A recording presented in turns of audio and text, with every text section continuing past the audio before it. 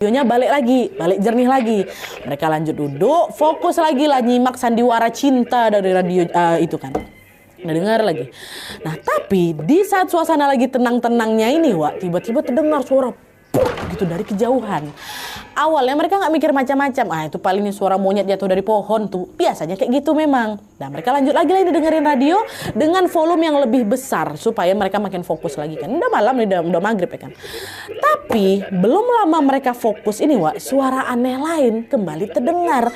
Bedanya kali ini bukannya suara benda jatuh, Wak, tapi suara aliran air yang disusul sama bunyi plak, plak, plak, macam orang lagi ngedayung perahu. Padahal posisi mereka tuh di tengah ladang karet loh, jauh kali dari sungai. Arud waktu itu yang notice pertama kali, suara apa tuh? Kalian dengar ada suara ngedayung nggak sih? Mada juga dengar. Iya, Wak, aku dengar. Sungai kan jauh dari sini. Dan untuk memastikan si Arud ini sempat, Wak, nurunin volume radionya, sempat ngeganti frekuensi itu sampai dimatikan itu radio tuh bentar supaya untuk bisa menajamkan si suara itu lagi. Tapi suara itu tetap kedengeran, Wak. Mereka pikir itu suara dari radio kan? Dan suara itu berasal dari ladang, bukan dari speaker radio. Bisa-bisanya ada suara orang ngedayung perahu, suara air. Suasana yang semula tenang seketika langsung berubah ganjil. Tapi di situ mereka coba berusaha cuek gitu, Wak. Pura-pura nggak peduli lah. Dah lanjut lagi lah ini dengerin radio. Meski dalam hati mereka mulai ngerasa ada yang nggak beres gitu kan. Nah, udah lanjut lagi aja, Wak. Perasaan kita aja tuh salah dengar. Suasana balik tenang lagi. Mereka dengerin radio lagi. Mereka duduk dan berharap nggak ada suara aneh-aneh lagi ya kan. Tapi tiba-tiba suara ganjil kembali muncul lagi, Wak. Bedanya kali ini bukan suara benda jatuh atau bukan suara orang lagi mendayung, melainkan suara kayu yang bergesekan. Tak, terak, terak gitu ya kan. Apa tuh?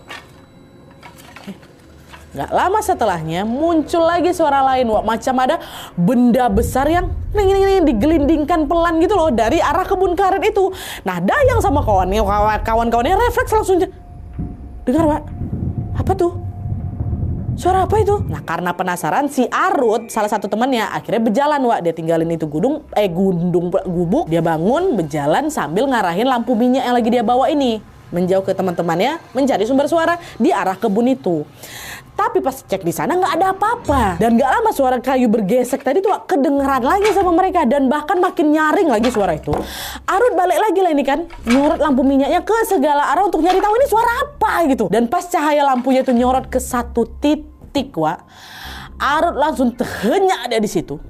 Di mana di situ depan dia ada sebuah peti mati yang berdiri tegak hanya beberapa meter di depan dia, Wak. Awalnya Arud tuh, salah tengok aku nih ya kan. Tapi pas ditengok lagi, peti itu tuh malah macam bergerak ngedekat ke arah dia tuh, Wak. Dan setelah ditengok lebih dekat lagi, ternyata peti itu juga bentuknya aneh. Alih-alih kayak peti mati berdiri, Wak, peti itu mirip kayak batang pohon. Terus macam ada ranting-rantingnya gitu. Dan permukaannya belumut dan ada macam motif naga tuh loh, Wak. Motif naga khas peti mati suku Dayak itu. Dan seramnya lagi di sisi-sisi peti itu, Wak, ada rambut putih panjang di sisi peti itu. Rambut putih panjang yang menjuntai keluar dan terlambai-lambai, bergoyang-goyang setiap macam kena angin itu. Ada di situ. Jadi waktu peti itu bergeser, rambut putih itu sesekali nyangkut dia di sela-sela ranting pohon karet itu. Jalan sedikit nyangkut lagi tuh. Wah, ngelihat itu apa? Apa nih? Refleks mundur ke belakang lah si Arud. Di situ dia udah yakin kali kalau yang ku tengok ini bukan peti biasa. Kambe raung ini. Teriaklah si Arud, wah ada kambe raung. Hah? Kambe raung? Ketakut kawan yang di gubuk. Belum sempat si Arud itu ngejawab lagi, Wak. Kawan-kawannya termasuk Dayang, mamanya Wawa ini langsunglah nengok ke arah belakang si Arud itu ya kan. Dan betul, Wak, mereka berenam yang ada di situ juga ngelihat peti itu gerak pelan mendekat ke arah mereka. Aduh ya Allah, merinding. Tanpa babi bu lagi si Arud lari, weh kamera. Tuh langsung bertujuh-tujuh ini lari terbirit tinggalin itu area gubuk. Ya Allah, kamera, Wak. Dan semakin mereka berlari, suara kletak dari belakang tuh makin nyaring, Wak. Suara kayu bergesek tuh. Dayang refleks nengoklah ke belakang tuh kan waktu lagi lari itu kan, ternyata betulan itu kamera ngejar mereka, Wak. Pucat dia langsung kan. Pas pula waktu itu mama aku yang paling belakang, nah dia yang paling dekat sama sosok kamera tuh. Wah, sampai Raung kamu berlari semua. Dan di situ Dayang memberanikan diri untuk ngambil ranting di tanah, Wak. Dia ambil, dia lari, dia ambil rantingnya, dilempar ke kampung Raung itu sambil terus berlari tuh, dilempar sama dia. Dan di tengah lagi mereka